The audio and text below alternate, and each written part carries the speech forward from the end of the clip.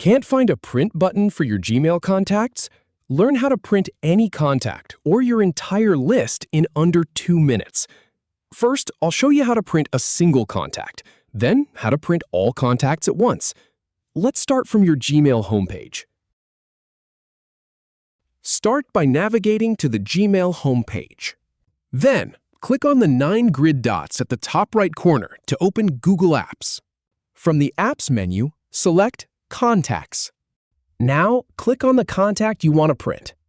Next, click on the 3 dots at the top right corner of that contact's details. From the drop-down menu, choose Print. If you want to print all your contacts instead, go back to your contacts list. Then, click on the print icon at the top right corner.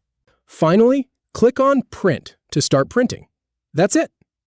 If you have any feedback or if any info is inaccurate, please leave a comment below. We'll do our best to answer or redo the video if needed. Thanks for watching.